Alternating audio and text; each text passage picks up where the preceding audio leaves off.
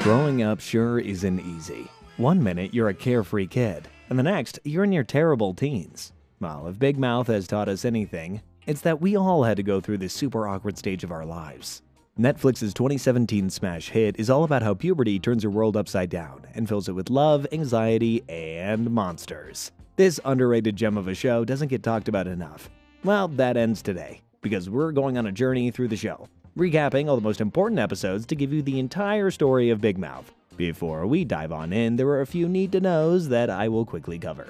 The show takes place in Westchester County, New York, and is mainly set in Bridgeton Middle School. It centers around the lives of a group of 7th graders, notably Nick Birch, Andrew Glopperman, Jesse Glazer, and Missy Foreman Greenwald. These four are the main group members, but loads of other characters enter the mix. We've not even talked about the monsters yet, but I'll save that for when they show up. So, with this in mind, let's jump on into the first episode. I know you'll understand why, but I can't exactly read out every single episode name. But the first episode of the series begins as the Bridgeton Middle School dance approaches.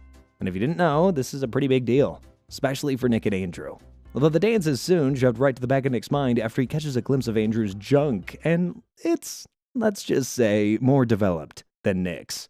And the little guy takes a big ego hit because of it.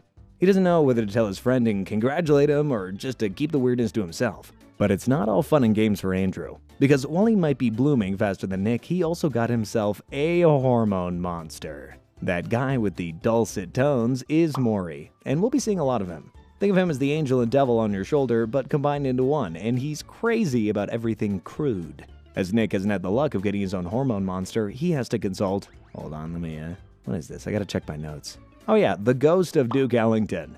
Old Dookie Boy tells Nick that he needs some confidence, so with the dance coming up, why doesn't he just ask out an older girl? So he does, and you know what? She accepts. You asked Olivia to the dance? Yeah, what's the big deal? You said you were going with us. Yeah, but I mean, it's not like we had definitive plans. But when the big night comes, she makes a fool out of him in front of everybody. While all of that has been going on, Nick has still been avoiding Andrew, so he doesn't even have any friends there to support him.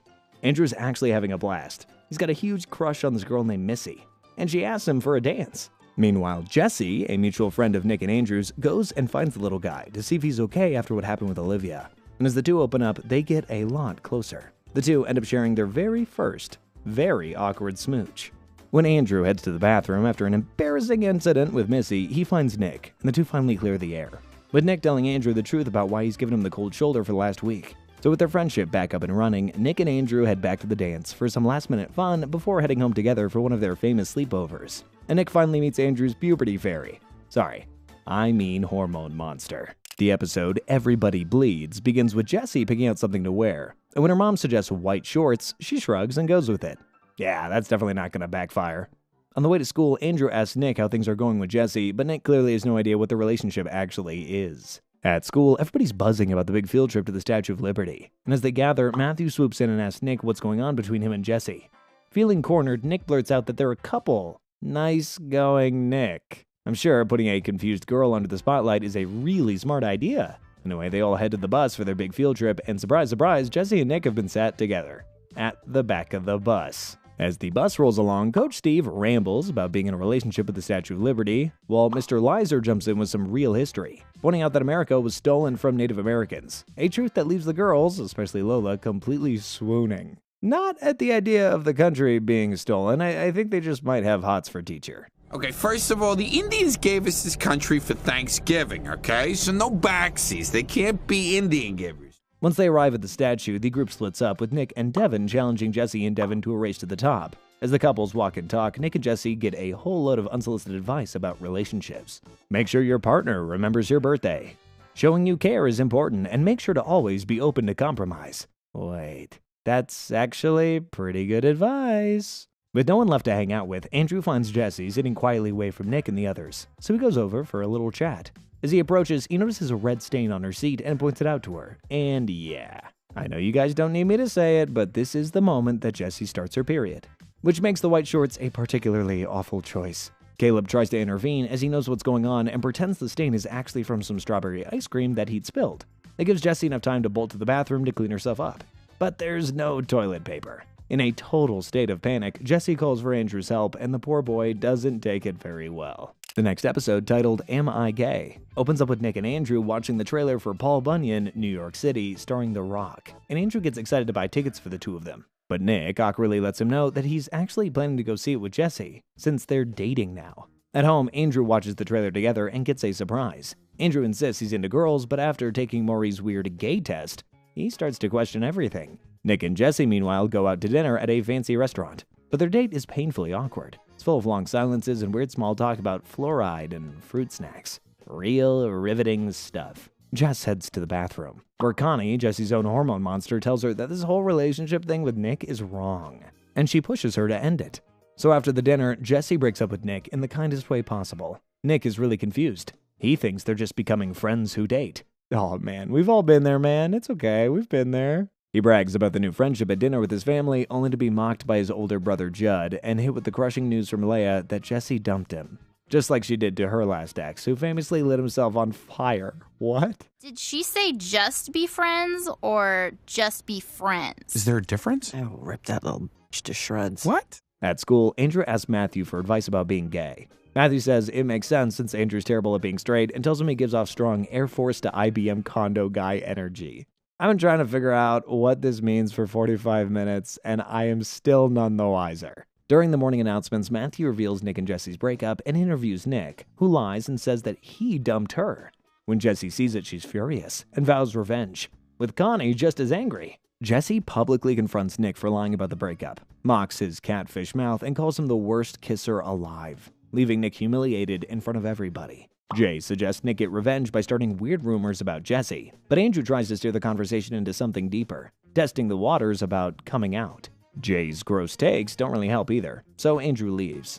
Later, he visits Duke Ellington's ghost for advice. Duke introduces Andrew to historical gay icons like Freddie Mercury and Socrates, who lead Andrew into a musical number about being proud and out. Andrew comes to school ready to come out to Matthew, but immediately suggests Nick as his boyfriend. Maury warns him that confessing to Nick could ruin their friendship. When Nick hears about Duke about Andrew's confusion, he meets him to talk, and even kisses Andrew to help him figure things out. I guess that's what friends are for. Andrew feels nothing and realizes he is not gay, just really big into WWE. A steamy romance novel called The Rock of Gibraltar starts making its way around the school in the next episode, and it grabs the attention of pretty much every girl who touches it. Missy reads it first and is instantly hooked, and soon Jesse and Leia are fully locked in too. Even their moms can't put it down, which tells you everything you need to know about how this book is hitting. Meanwhile, the boys are completely baffled about why everybody's suddenly obsessed with this dumb love story. For Jessie, though, the book sparks something deeper. It's the start of her exploring her own desires. With Connie cheering her on, she starts thinking about what she wants, not just what she's supposed to want, if you catch my drift. It leads to one of the most famous moments in the show, too, where Jessie talks to herself downstairs. Nick, meanwhile, is curious and a little intimidated by how into the book everybody is, so he decides to read it too. He doesn't fully get it, but he's trying. Forevermore. I want you. Okay, thanks, that's it. Thank you, Gustavo. Nick. Thank you, Nick. Andrew, on the other hand, is fully lost. He can't wrap his head around the idea of girls having their own desires, and when he turns to Maury for answers, Maury's got nothing useful to offer. He's stuck in his own outdated views and unhelpful desires, which only makes Andrew more confused. I mean, the guy is talking to a massive hairy monster about human women. What does Andrew expect? At home, the book's effect spreads to the adults. Nick's parents, Diane and Elliot, end up getting unexpectedly influenced by it, leading to some awkward family moments, to say the least. Which brings us nicely to the next episode, Pillow Talk. This episode isn't really important, but I can't not at least mention it. It's easily one of the weirder ones in the whole show. Jay's pillow gains sentience, and the pair begin a proper relationship. Do not ask me how, and do not ask me why. It's just how it is. Then it's revealed Pam, which is the name of the pillow, is pregnant, and it's actually Jay's brother that is the father. Ew. Instead of staying with Jay and working things out, though, Pam leaves and takes their son Scorpion with her. Put a rubber on, Junior. I got athlete's foot all over me. Oh, I don't care. One bit. Ooh, you're already wet. I genuinely don't think I've watched anything more strange. What is going on? The next episode we'll be covering, The Head Push, begins with Leah throwing a party and everybody's invited, including all the high school theater kids, which instantly overwhelms Nick. Hey, Nick, I get it, man. They have 2 drinks and they'll stick the Grease Mega Mix on. Totally party poopers. Apart from the chorus of theater kids, Nick also has his eye on Tallulah, one of Leah's mysterious and confident older friends. The two actually kinda hit it off. and for a moment it seems like Nick might be stepping into uncharted romantic territory. Things take a turn though when Nick's brother Judd casually mentions that Tallulah has a reputation for certain extracurricular activities, shall we say. I'm trying to keep it PG, okay? I don't know what's going on in his head, but Nick tries to bring it up mid-conversation with her, and of course it backfires. Tallulah storms off, rightfully offended, and Nick is left reeling, embarrassed, and unsure of what just happened. He surely cannot be this ignorant. Meanwhile, Andrew and Missy have started seeing each other in the same way Nick and Jesse did earlier in the show. Things between them reach a whole new level, though, when they get pulled into a round of 7 Minutes in Heaven, which is a kissing party game in a closet. Same old Andrew, stuck in the closet. Sorry, couldn't help myself. Inside, things get steamy fast, and while Andrew is excited, he also gets nervous when Missy becomes assertive. The moment turns from playful to completely overwhelming, and both of them leave the closet confused, caught between desire and discomfort. It's messy, honest, and honestly, it's what Big Mouth is all about. We should get out of here. If we walk out now, it'll look totally weird. Well, let's just not watch. Okay, not watching. Elsewhere, Jessie stumbles into something far more adult than she was ready for when she discovers that her mom is having an affair with another woman. The shock hits hard, and Jessie starts to unravel, not sure what to do with the information, or how it fits into the chaos already going on in her life. The episode's title comes from the story of Daniel, one of the older guys at the party who's known for pressuring girls into doing things that they're not comfortable with using something he calls the head push. I do not and will not spell that out. When Nick hears about the rumor, he actually steps up and sends a clear message that this kind of behavior isn't okay. Finally, Nick. Been rooting for you this whole time. I knew you were a good guy. The episode I Survived Jesse's Bat Mitzvah gets underway with Jesse preparing for a bat mitzvah. Hey, at least we know the title makes sense. Obviously, things are far from perfect for Jessie, though. Her parents, Shannon and Greg, are constantly at each other's throats, and Jessie's caught in the crossfire. The poor girl is really going through the ringer, and it's only made worse when her special dress is, well, let's just say, not the best fit in the world. Let's just say that. And she wakes up to find a prominent pimple slap bang in the middle of her forehead. Meanwhile, Nick feels left out when Leia and Judd are grounded for throwing a party, and he's not. He confronts his mom about it, demanding to be treated like the mature man that he thinks he's growing up to be. But she isn't quite ready for the bird to leave the nest. Over at the Glauberman household, Andrew and Missy are dealing with their own issues. Their parents have forbidden them from seeing each other after discovering that they lied about going to the movies together. You see, Andrew and Missy's parents are a bit old-fashioned, so they don't really think anybody under the age of like 16 should be dating. Back at Jessie's house, the bat mitzvah is underway, and she's still bottling up the secret that her mom is cheating on her dad. The atmosphere is really tense. Jessie is visibly upset, and the family arguments continue to get worse and worse. In an attempt to lighten the mood, Coach Steve takes on the role of DJ. But as we know, he's a few sandwiches short of a picnic, and it just falls flat. Why was Steve even invited? No hate to the guy or anything, but it is very weird. As the bat mitzvah continues, Jessie's emotions boil over. A conversation with Jay leads her to go for it, to go and tell her parents just how selfish and mean they've been to not only each other, but also to her. As the argument blazes on, Jessie realizes she can't control her parents' actions, but she can take charge of her own life. Missy, meanwhile, decides to end things, feeling the pressure from her parents that their relationship is moving too fast. Andrew is heartbroken, but he tries to respect her decision. Aw, poor Andrew. I love you. I mean, while all this is going on, he's just been moping around, 100% heartbroken over things with Missy. But just like us all, he learns to accept his ex's decision. Can I just say, I don't know if I was a sheltered kid or something, but my childhood was nowhere near as active as this. Seriously. There's a new girl in town in the episode, What Is It About Boobs?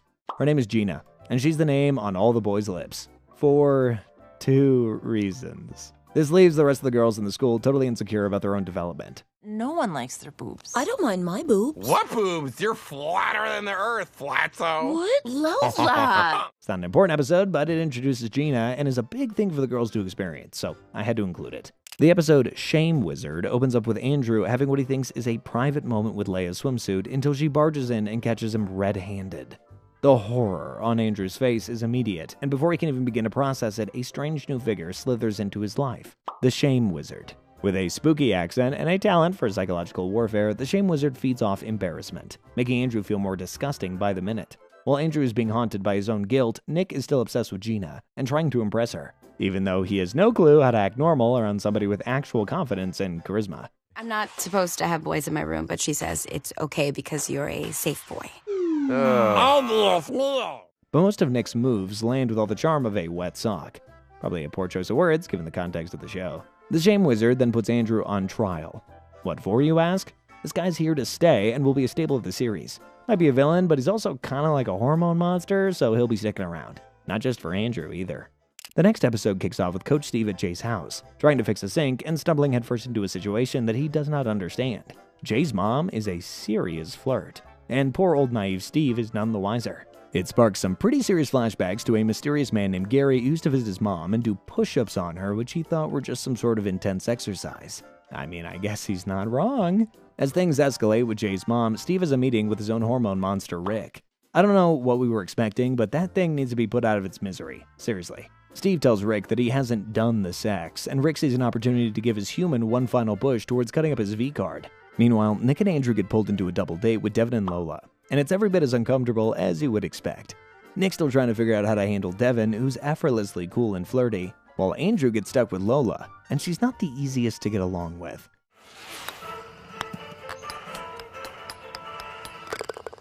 Geometry. They hit a mini-golf course where things quickly go off the rails. Devin ditches Nick for Devon again, who randomly shows up, and Lola starts demanding affection from Andrew like a human wrecking ball. Meanwhile, at Jesse's place, she's still spiraling. She steals makeup from a pharmacy, only to be caught by a judgmental pharmacist who not only shames her, but reveals way too much about her family's prescription history. The Shame Wizard swoops in right on cue, feeding off of Jesse's guilt. But Connie isn't having it. She defends Jesse with full monstrous fury, reminding her that feeling angry, lost, and out of control doesn't make her shameful. It makes her human. Things reach peak humiliation for the boys, though, when Lola pantses Nick on the zipline, exposing him to the entire mini-golf crowd. I've never been to a mini-golf course with a zipline myself, but knowing that this is even possible means I probably never will. His parents, who were secretly spying on the date, try to defuse the embarrassment by, well, this. But all that ends in Nick's dad in handcuffs. The real question you all have, though, is what is happening to our boy, Coach Steve? Well, he's still clueless, but as they say, at first you don't succeed, try and try again. Eventually, Steve does do the business with Jay's mom, and let's just say Rick is one happy hormone monster. Rick retires as he's no longer needed. Now Steve has finally become a man, and it's about time too. The episode Guy Town isn't an important one, but it is the episode where we first meet Tyler, Nick's new hormone monster. So is he cool like Maury, sultry like Connie, or on death's door like Rick? Well, none of those things. Tyler is a brand new hormone monster who's nearly as fresh-faced as Nick himself, and about 1,000,000 times as annoying in my opinion. So that's awesome, we get to see him a lot. In The Dark Side of the Boob, there's a big school sleepover planned at the local planetarium, and pretty much anybody who's anyone is going.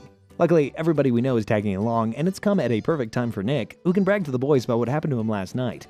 He kissed Gina. I feel like a bit of a broken record here, but while Nick is having a great time, Jesse is back on the sad train. Her parents have now filed for divorce, and, well, her mom is now dating women.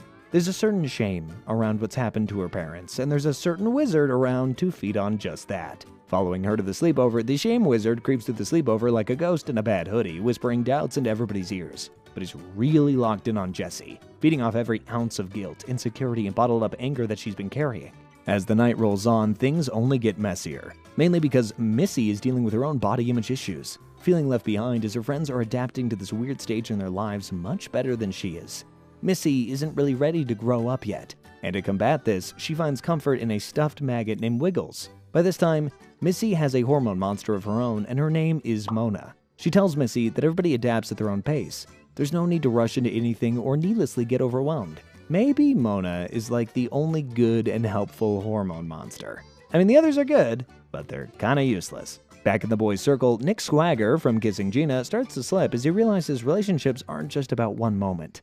They're full of pressure, expectations, and a whole mess of emotions that he's just not ready for. You are unbelievable! In a good way, or? No, not in a good way! Gina! Oh, you're never gonna get to touch your boobies again! Just like earlier in the show, though, Nick has kinda forgotten all about Andrew for a girl, and he's taking it pretty rough. I don't think he's over Missy at this point in the show, but is too ashamed of it to really tell anybody and just encourages the lingering Shame Wizard. He barges in and feeds off all the kids' gossip at the sleepover, every secret, every insecurity. The guy's just soaking it all up and becoming stronger and stronger. So strong that he breaks into song, naturally. The next episode, Smooch or Stare, picks up right where we left off with the whole gang still under the Shame Wizard's shadow, but he actually gets sidetracked with Coach Steve. With Gina giving him the cold shoulder, Nick suggests a game of Smooch or Stare to improve the mood. A slightly chaotic mix of truth or dare, but the choice is kiss or tell a secret. Maybe a little forward, but it's a sleepover after all. Things get awkward fast though, as Nick ends up partnered with Missy, and even though the kiss is unexpected, they go through with it.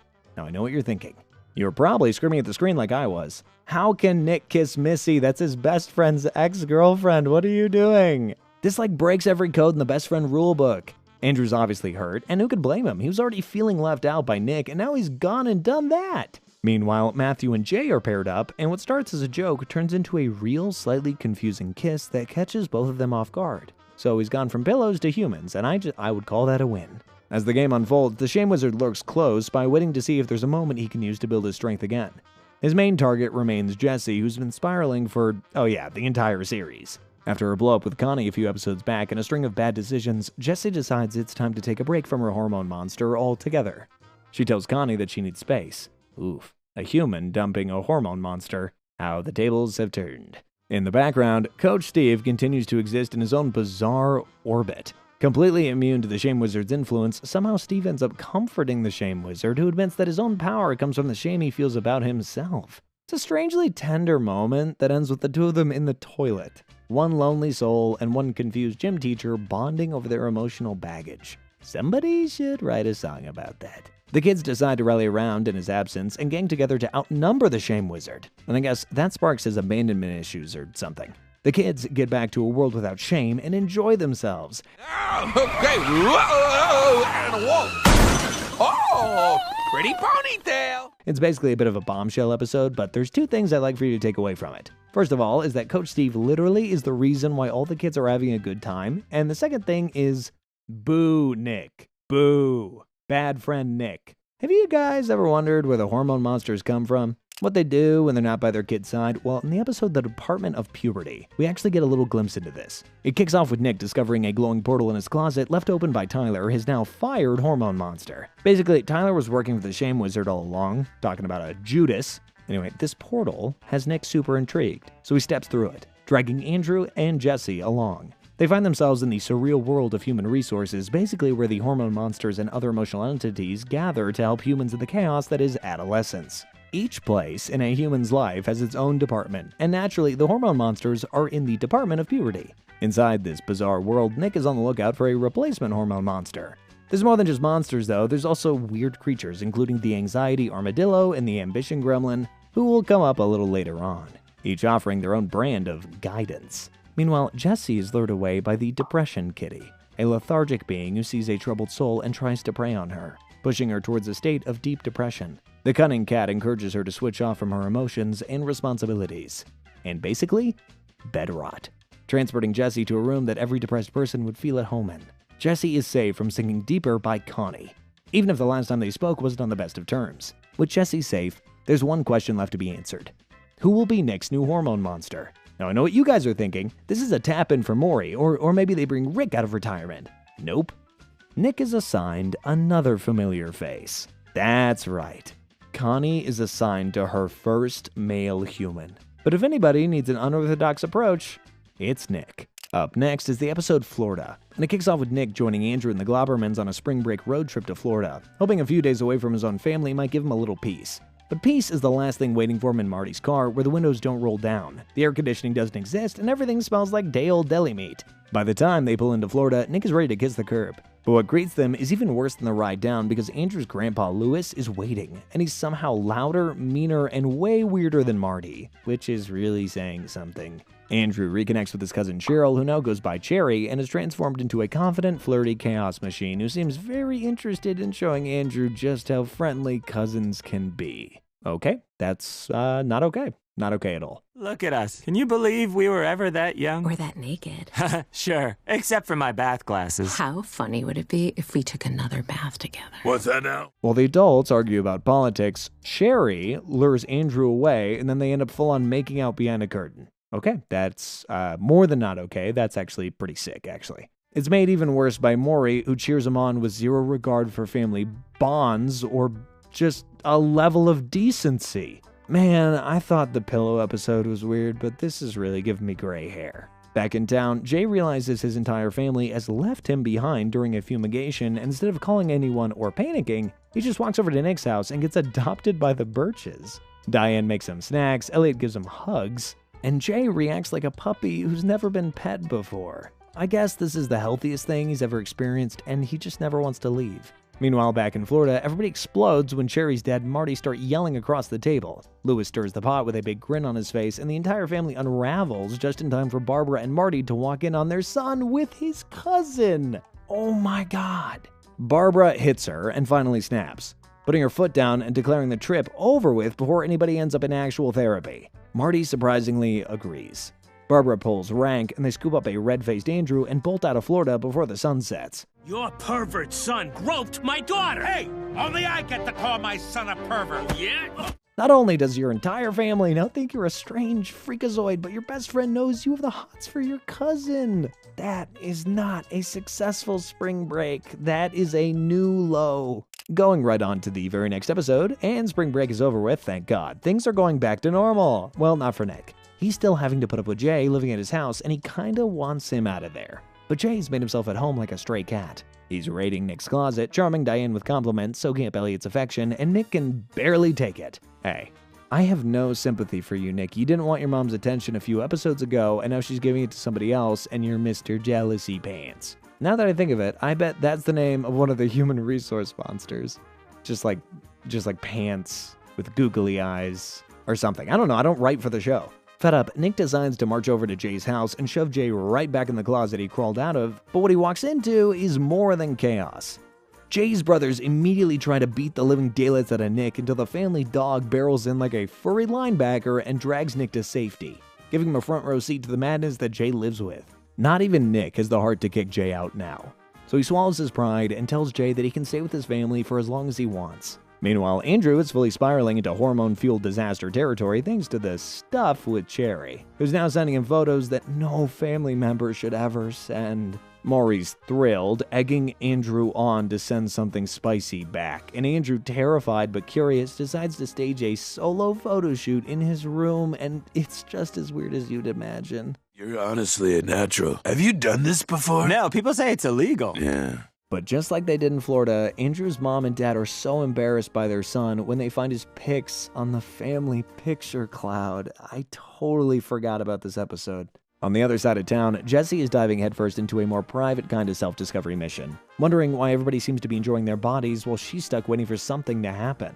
With Connie cheering her on like an overenthusiastic life coach with zero boundaries, Jesse tries everything.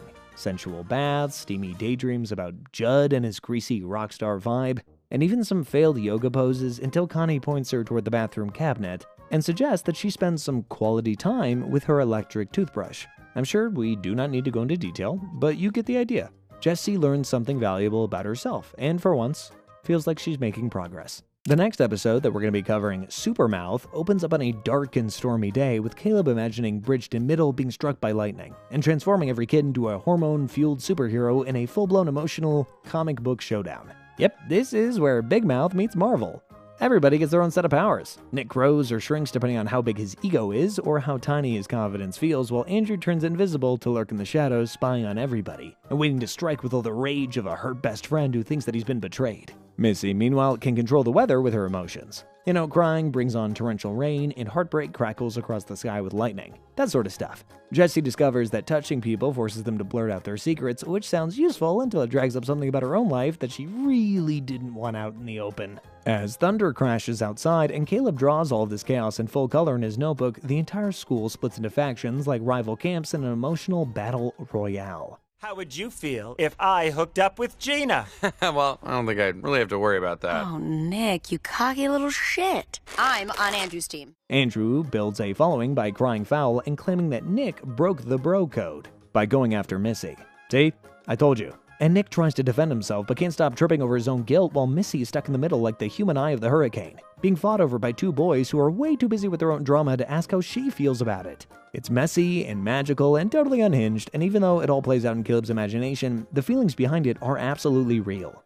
When the storm clears, it's revealed to be obviously a fading fantasy, but what's real is the heartbreak and the silence. Andrew refuses Nick's apology and tells him their friendship is over for real, and Nick walks away stunned like he just got hit by one of Missy's fake lightning bolts. Nick and Missy definitely end things too. because the spark they had never grew into anything real, and both of them can finally admit it just felt nice to be liked for a minute. Jessie gets the official word that she's moving to New York, and no amount of hugs or promises can soften the blow of leaving her entire life behind. It's a bit of a crazy episode. You kinda don't know what's real and what's not, but by the end, you know that Nick and Andrew aren't on the best terms. Season 4 kicks off the episode The New Me, and everything is still in the shadow of Nick and Andrew's friendship fallout. At least though, school's over and summer's officially arrived, which means it's time for the gang to head to Camp Mohegan Sun, where cabins smell like wet towels. Nick is still reeling from the whole Missy mess, and Andrew icing him out, and now he's stuck going to camp without his best friend and feeling like he's walking into battle with no armor. He gets paired with Devon in the cabin, the guy who used to be the poster child for couple goals with Lola, but is now lying face down in a sleeping bag, listening to breakup ballads and refusing to participate in life.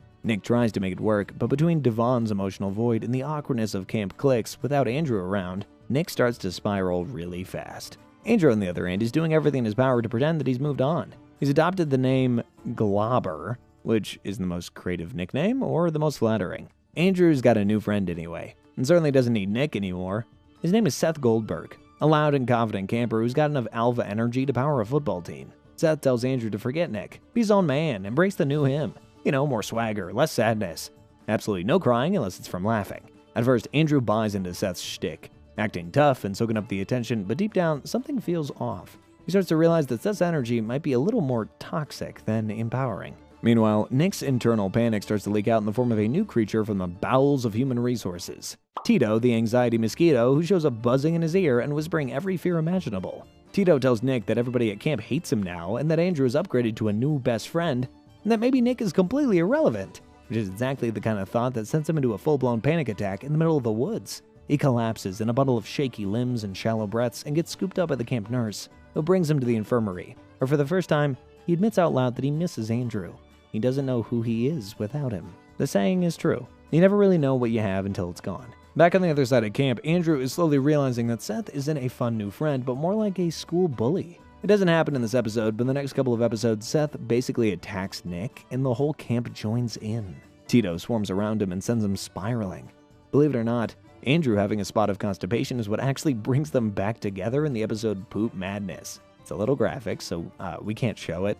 But yeah, Seth gets dumped and Nick is back on top. The next episode we'll be covering actually launches us 30 years in the future, where Nick is no longer a panicked teen, but now Nick Star. A lonely game show host floating through a dystopian 2052 world with more money than friends and a flying sports car as his only joyride. He's not totally alone though.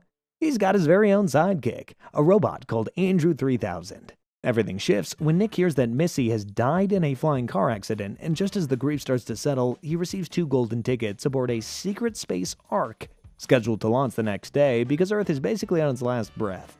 Facing the end of the world alone sounds way too depressing, even for somebody like Nick who eats sadness for breakfast, so he decides to track down a +1 and lands on Jessie. In this future, she's a full-blown activist icon, fighting for the little people. Oh my god. Freeze image. Zoom in.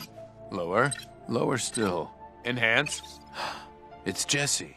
Nick pilots his sleek ride towards Missy's funeral, where he hopes to find Jessie, but crashes on the way and wakes up inside his old childhood home, which is now the headquarters of a sex cult run by none other than grown-up Jay and Lola. Jay greets him like an old friend and then shows off the cult's activities, which include something ultra-disturbing.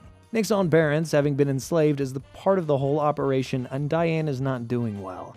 Nick barely escapes with his dignity intact, but without his parents, and makes it to the funeral just in time. At the service, which is emotional, dramatic, and weirdly stylish, Nick finds Jessie and tells her about the Ark, and the end of the world, and the chance to leave it all behind. Somehow, Jessie agrees to go with him, and together they slip away from the chaos hand in hand. But right in the middle of Missy's memorial, a pre-recorded message from the deceased plays, and in it, Missy drops a bombshell. She didn't die by accident.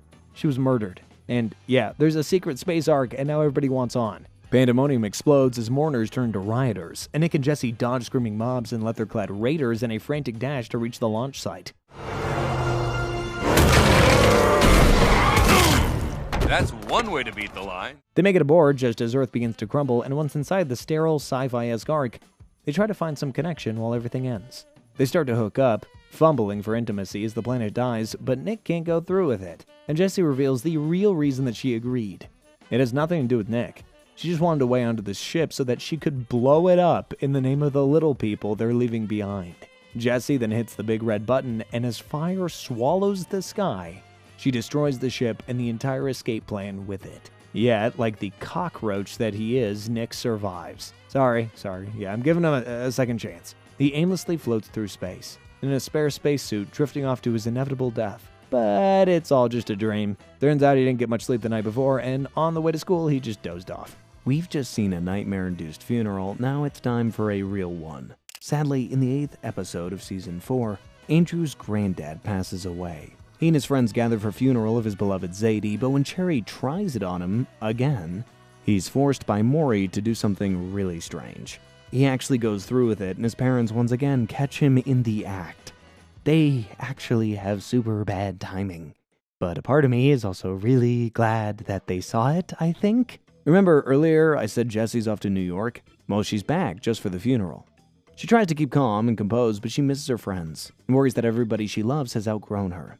It doesn't help that Tito pays a visit to her and starts whispering all sorts of stupid stuff in one ear while the depression kitty curls up in the other one. And just like Andrew, Jesse storms out of the chapel too. Nick sees her go, and suddenly everything from his anxiety dream starts lining up because in that future, Jesse walked out of a funeral and he knew then and knows now that if he doesn't do something, he's gonna lose her again. Whoa, what are you doing? What? Nothing, I'm not doing anything, I just tried to kiss you. You were crying. Oh, and I forgot to mention, a few episodes ago, Connie got demoted for being Nick's hormone monster. But they've wheeled out an old legend to take her place. Andrew hides outside but is met by the ghost of his grandfather who floats in with warmth and sarcasm, telling him to stop blaming himself and also referring to yarmulkes as head condoms, which somehow makes everything better. Nick, meanwhile, catches up to Jessie, tells her the truth about the dream, about how scared he's been, and reminds her that even when the voice in her head says that she's alone, she is not. Another nice, if not very weird episode, but we should get used to this by now. In The Shane Lizard Rises, it's swimming time at Bridgeton Middle, and for once, the kids are actually feeling pretty good. Their confidence is floating just above the waterline, and they're having fun. But the Shame Wizard sees this as a perfect moment to ruin everything. He slithers back into their lives, ready to stir up insecurities and sprinkle shame across every locker room and changing stall. By the way, just to let you guys know, that isn't a mistake. This episode is actually called The Shane Lizard Rises because that's what Coach Steve calls him.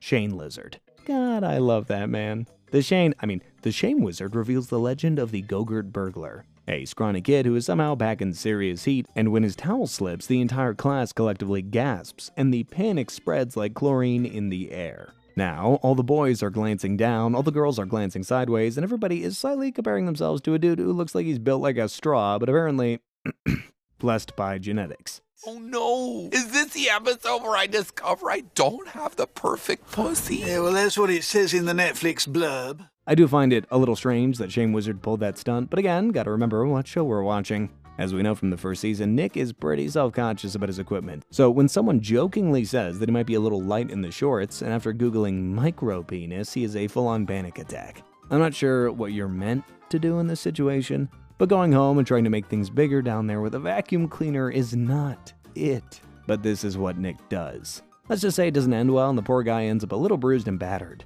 Andrew, meanwhile, goes down his own rabbit hole after seeing the wild forest below his belly button and decides it's time for a little landscaping. Only instead of caution, he grabs scissors and snips right through the skin. He panics and uses Nair and hydrogen peroxide, but that just sets his junk on fire and turns the hair he has left green. It's a pretty funny episode. Not super important, but plenty of good old-fashioned shame. The next episode on our list opens up with something dark and sticky slithering to life, as Walter, Nick's former love bug, finishes his cocoon transformation and reemerges not as the sweet romantic he once was, but now as a full-blown hate worm. It wasn't really worth going over the full episodes, but basically Nick gets a love bug as he starts feeling things for Jesse again. But isn't exactly reciprocated, and old Nick has to deal with his first dose of unrequited love. Walter wastes no time and immediately latches on to Nick, whose bruised ego is still stinging from Jesse's rejection.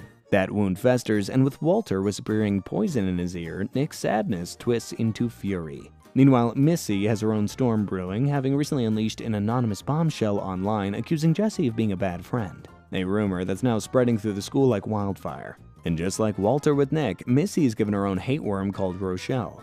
Together, Walter and Rochelle gorge themselves as Nick and Missy bond over their shared loathing, feeding each other's resentment like it's a secret club made of bitterness. The more they hang out, the deeper they spiral, and before long their friendship becomes a warped alliance powered entirely by spite. Back at school, Andrew starts to piece things together and realizes it was Missy who started the rumor about Jessie. And when he tells Jessie, she's obviously gutted that somebody she thought was a friend would feel this way about her. I've said it before, but Jessie really is one troubled girl. The stuff with her parents, Nick, Tito, the depression kitty, and now Missy. She's barely holding it together. Before she can act, though, Ali storms across the room and confronts Missy in front of everybody. Fists fly, but Missy fights like a woman, literally possessed, and dominates the brawl until teachers pull them apart. Everyone's stunned. Everyone's watching. Buy my Skechers, bitch! Missy, stop, please! Somebody help! Shut up. Fuck you. Eat shit. And by the time the smoke clears, Missy and Ali are both suspended. At home, Missy simmers in silence while Rochelle continues feeding on her fury, and then something horrifying happens. Rochelle fully takes over. That might look cool and everything, but those hate worms are kinda wasted potential. Missy ends up being healed when her mom and dad finally talk and listen to her. And Nick comes to his senses after causing a skiing accident and apologizes to Jessie. So after season 5, there's technically another show you should go and watch before going on to season 6. They released a spin-off called Human Resources, which is set completely in the world of hormone monsters. Shame wizards, you get the idea. As it's not the same show, we won't be covering it in detail. But where's the harm in a little rundown? Come on. Especially as there's some important stuff that goes down in the show. So probably the biggest one is the introduction of Petra, the ambition gremlin. We kinda caught a glimpse of her in the Department of Puberty episode back in the spin-off, but in the spin-off, she's one of the main characters. Also, I'd remember her for later because I have a feeling she'll crop up in the main show soon. And you know Maury and Connie, they have a baby together called Montel. So now another hormone monster is going to be helping kids go through that weird time in their life. Well, Montel has to go through his own stuff first. We see a bit of that in the show. I guess that it's really, there may be one or two big things I've left off, but that counts more towards that show than Big Mouth. So with that being said, let's get into season 6. I guess we better start with the episode where Montel is born in the main show. The episode is called the Rice Purity Test, but it's only really important for seeing baby Montel. So up next is Big Mouth's answer to Freaky Friday, and basically something supernatural causes the entire town to wake up in a different body. Andrew wakes up in his dad's tired old body, stuck with back pain and a thinning hairline, while Marty finds himself trapped in Andrew's teen frame, and both of them agree to wing it, pretending to be each other for the day. Marty goes to school where he immediately abuses teen freedom and starts acting like a clueless sitcom dad, while Andrew heads into Marty's office and gets his first taste of adult autonomy. Driving, buying beer, and nobody yelling at him. Nick finds himself trapped in the fragile body of his elderly grandpa Seamus, while the real Seamus wakes up in Nick's 13-year-old body and promptly skips school to go day drinking. I mean, some kids did that at 13 anyway at my school. But not me. No, of course not. Nick is a far from good time in his granddad's body. Every joint aches and he's absolutely craving whiskey for some reason. Jessie's swap is different. She ends up swapping with her newborn half-sister Delilah, while Delilah's baby consciousness takes over Jessie's teen body and starts drooling, babbling, and this. I haven't seen him since I shattered his self-esteem and he ran into the woods. Oh my god! Oh, please, grow up! Everyone at school assumes Jessie is on serious drugs, and Lola drags her around trying to hydrate her, while the babified Jessie gets to grips with being a literal baby. Trapped, bloated, and helpless, Jessie tries communicating in Morse code to say what's going on, but nobody gets it. By the time the supernatural storm rolls in to reset everything, Jessie is desperate to be a person again. Again, I can't lie, she just keeps getting the short straw in like every episode. Does Nick Kroll secretly hate her or something? Luckily, the cult of weirdos, including Jay and Coach Steve's body, manages to conjure up the right storm, sending everybody back to their original bodies. And everything goes back the way that it was. The next episode opens up with our tried and tested Andrew waking up. He's got one thing on his mind: giving up choking his chicken. Not just for a day, not just for a week, but forever. He doesn't really say why, maybe just because he wants to feel in control. But almost immediately the fog lifts, his grades go up, and Andrew is suddenly doing extra credit for fun and showing up to class with sharpened pencils and a laser-like focus. Marty notices and even compliments him. From then on, Andrew is hooked, chasing success like it's a new addiction. And that's when she arrives. Petra, the ambition gremlin. Petra clings to Andrew and gives him a steady diet of pressure, competition, and future goals, forcing him to dive headfirst into the grind. It's not directly said in the show, but I like to think of her as like the embodiment of burnout, what it means to be a perfectionist. You get the gist. Andrew starts waking up at the crack of dawn to study extra chapters. He's got loads of irons in the educational fire. He's now working with teachers and planning high school applications with the intensity of a Fortune 500 intern. And all the while, Maury, once the king of his inner world, is being pushed further into the background, left to rot in a corner as Petra takes over the wheel. Even Nick starts noticing that something is off when Andrew ditches lunch for solo calculus drills, and Maury complains that he's starved for attention. But cracks soon start to show. He snaps at his friends, pulls too many all-nighters, and when he gets a perfect score on a test, he's furious it doesn't include extra credit. All the while, Petra is growing and growing. Meanwhile, Jessie is on her own journey into the deep end, trying desperately to be someone she's not so she can impress somebody she thinks she wants to be, Leia, Nick's cooler older sister. Jessie starts dressing like Leia, copying her slang, carrying around a book she doesn't understand just to seem like she's got it. I don't know what it is, but don't shoot the messenger. Before we eat, you want to see my big news? What? Ta-da! Oh, Jessie, put that away. It's all in vain, though, when she overhears Leia casually call her like a little sister who follows me around. Ouch. She wasn't looking for that. Eventually, it all really collapses as Jessie tries to pierce her own belly button to look more mature. Connie wraps her up and tells her it's okay, that Leia has her own problems, and that Jessie doesn't need to grow up so fast just to be loved. But Petra notices Jessie's intensity too and floats a little closer, sniffing out that ambition like a parasite eyeing its next host. But that all ends when Andrew sees an advert by Diane Lane and goes back to the dark side, if you know what I'm saying. And he and Maury are together again. There's a little gap between last episode and this one. We're now well into summer vacation, and the pressure is thick in the air as high school looms. Nick decides to make the most of the time that he's got left by throwing one last boys' sleepover to capture that sweet middle school energy one last time. Just like the good old days. But because the Birch household is packed with parents and rules, they migrate to Jay's place, which of course has no supervision and enough weirdness to fill a thing that needs weird things. I'm normally pretty good at comparisons, but I just have no words to describe this place. Andrew shows up with a sleeping bag, Jay brings snacks, and Nick comes in with a full plan to relive their childhood in one night flat, staying up till dawn with video games, dumb pranks, and the kind of energy drinks that melt your stomach lining. And at first, it's everything that they hoped for. But then the real stuff creeps in because Andrew starts talking about high school bullies like Pumbaa, the hulking sophomore that supposedly stuffs kids into lockers for sport. And Jay, in typical Jay fashion, insists he can teach Andrew how to fight. It's not exactly what you would expect. This is where Andrew first learns the old finger up the butt to stop an attacker trick. A trick he hopes to use on someone if the moment pops up. I got a feeling it might crop up sooner rather than later. And if you try this, Pumbaa might actually kill you. Andrew, I'm gonna be honest. I don't think you have any other choice. Nick, it's the only option. Meanwhile, at the mall, Missy and Jessie are on a back-to-school shopping trip with Missy's mom, Monica, who thinks this will be a fun little bonding moment, but quickly realizes that growing up isn't something you can just swipe a credit card through. Missy starts to feel the weight of it all, as Tito buzzes in with whispers about how quick life flashes before your eyes, how old she'll soon be, and when a sales clerk then tells her she needs a more grown-up look, Missy sees herself in the mirror holding on to childhood, while everybody else strides towards adulthood. And this is where we're introduced to another monster, the Dread Blob. That night, the mall trip and the sleepover merge into a final dinner at the Birch house, where everybody's wearing new clothes or trying to hide that they don't have anything new.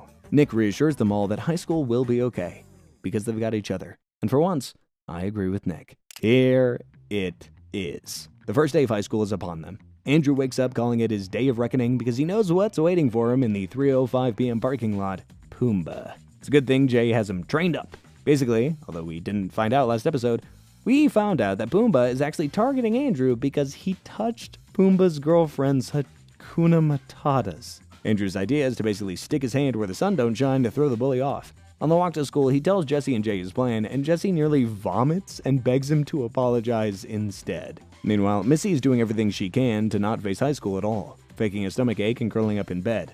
Her parents get her to see Dr. Wendy Ingle, who takes her fake symptoms way too seriously, and suddenly, Missy is getting scanned and poked and prodded. He can't figure out what's wrong with her, so naturally he worries about the big C. I mean, he definitely could have handled that a bit better. It's a good thing we know she's faking. At Cobblestone Academy, basically the ooh la la private school, Nick is already having a hard time. He's trying to impress Danny by being the goofball class clown he used to be, but the jokes just fall flat. He does make one new friend though, Miss Cornhill, the weird librarian who invites him to her lunchtime Sad Boys Club. But as the clock strikes 3:05 p.m., it's time to head back to Bridgerton High as the crowd gathers. Because the freshman versus sophomore fight has become legend already, and Andrew steps in the parking lot circle with the whole school watching. Pumbaa and Timon appear. I'm not even joking. His girlfriend is called Timon.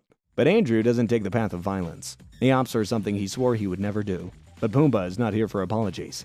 He proceeds to beat the absolute snot out of Andrew in front of everybody and leaves him face down on the pavement while the crowd slowly disperses. So much for no worries for the rest of your days. I looked inside myself and learned that what matters is... Yes! I love this! Pretend my hand's a dick and suck it! Do it, Andrew! Suck it!